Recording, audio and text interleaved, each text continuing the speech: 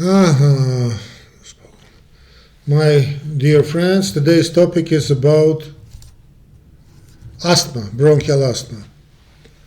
So, several times we used to talk about this, we touched this topic, but I remarked several confused questions. I remarked this confusing on big exam, board exams, and let's clarify this point. So first of all, we start always with definition, and you note it like this. Asthma is a decrease of diffuse airway inflammation caused by a variety of triggering stimuli resulting in partially or completely reversible bronchoconstriction. Symptoms and signs include dyspnea, of course, the first sign, chest tightness, cough and wheezing.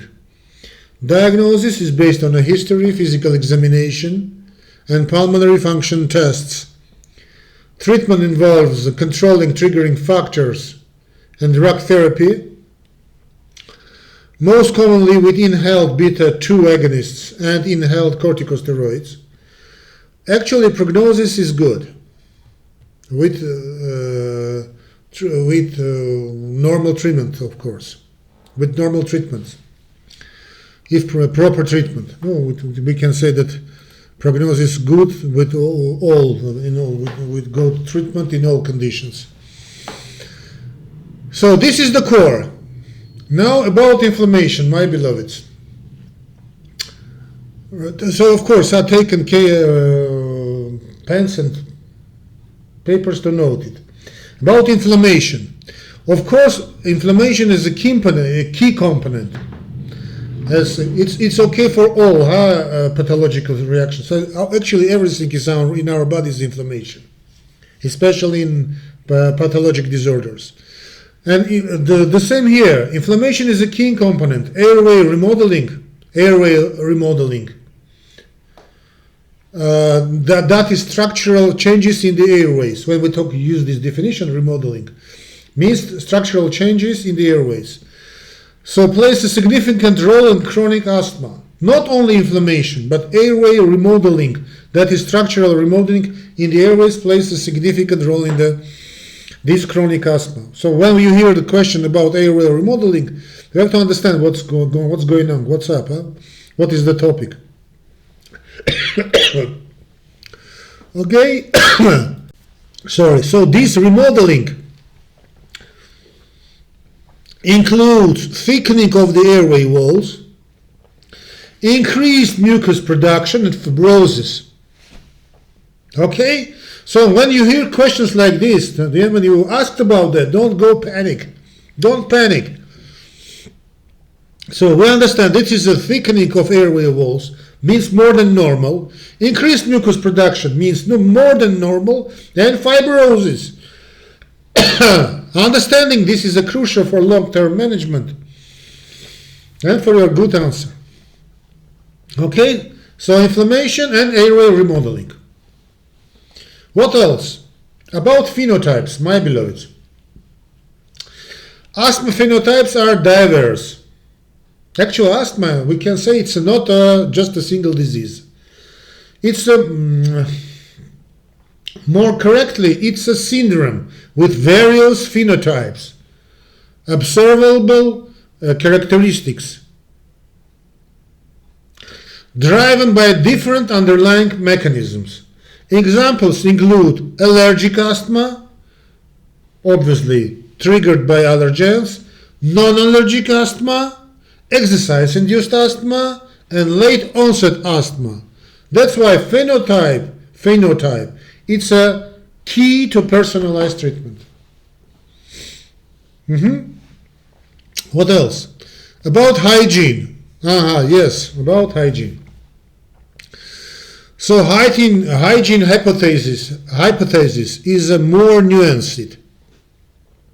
While early exposure to some microbes can protect against asthma, yes, we know that, it's not a simple gut dirty strategy. Dirty strategy. The type of and timing of exposure are crucial. Certain microbial exposures early in life help train the immune system, and now it's 100%. No, 99%. 100% it's only Jesus Christ. Preventing allergic sensitization. Okay? So certain microbial exposures, definitely, like early exposures, early in life, help train the immune system, preventing allergic sensitization. Over-sanitization might limit this exposure, and it's absolutely correct. Okay, that is a good dirty strategy, no, so-called dirty strategy. So maybe it's a speculation, of course, speculation, but this over-sanitization that limits this exposure. One of explication why now asthma is so brief, so we see increasing of asthma these previous decades. About obesity and asthma. They are linked, of course. We know now that obesity is a significant risk factor for asthma, and obese asthmatics often have more severe symptoms and poorer response to conventional therapies, so-called. Mechanisms include altered lung mechanisms, systemic inflammation. Obesity is a systemic inflammation, and changes in hormone levels. Actually, my beloveds, I repeat, you have to understand to fix it. Everything is inflammation. But we know now that asthma and obesity are linked. It doesn't matter that we have to understand that, my beloveds. So it doesn't mean that not obese people have no asthma. Of course they do have, but asthma and obesity are more likely linked due to several mechanisms, altered lung mechanisms, systemic inflammation, and changes in hormone. Okay? About gut microbiome, yes. Thanks for this question. Yes, now we know that. I used to talk about that very long ago, but we know that gut microbiome plays a significant role. The composition of gut microbiome influences the immune system and can affect asthma development and its severity. This biosis, that is imbalance in the gut microbiome, has been linked to increased risk of severe variety of autoimmune problems like asthma as well.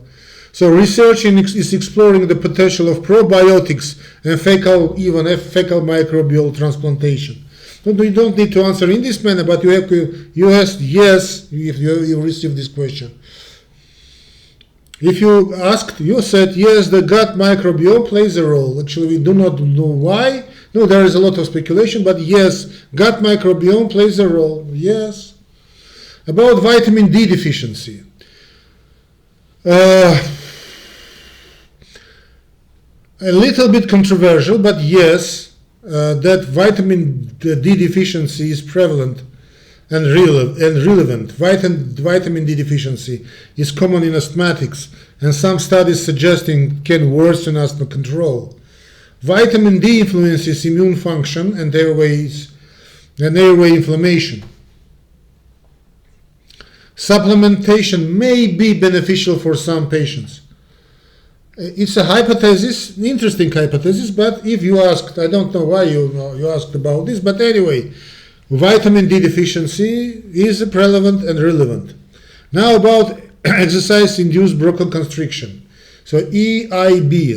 EIB is exercise-induced bronchoconstriction. We know that up to 90% of asthmatic experience of this exercise-induced bronchoconstriction is caused by airway cooling and drying during exercise. That is why it's so important proper warm-up. Why not using special mask in a cold weather? And medication, why not? Like inhaled beta agonist, can help manage it. Yes, there is a lot of speculation concerning athletes here in big competitions like Olympic Games or World Championships. But anyway, we know that exercise-induced bronchoconstriction exists, and up to 90% of asthmatics experience this exercise-induced bronchoconstriction. Then, about mental health. Asthma can affect mental health. Yes. Asthma is associated with increased risk of anxiety and depression. No, of course. Chronic illnesses, breathing difficulties, and the burden of managing asthma can take a toll of mental well-being. Integrated care addressing both physical and mental health is important. About air pollution.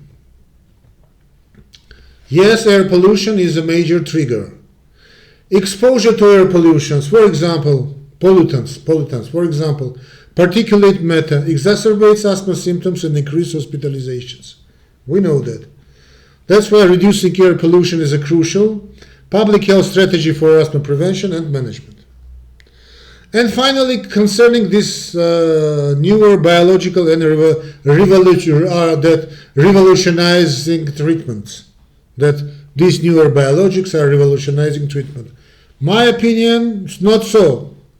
But if you received question like this, you said, yes, newer biologics, they are revolutionizing treatment, biologic therapy targeting specific inflammatory pathways, and are transforming the treatment of severe asthma.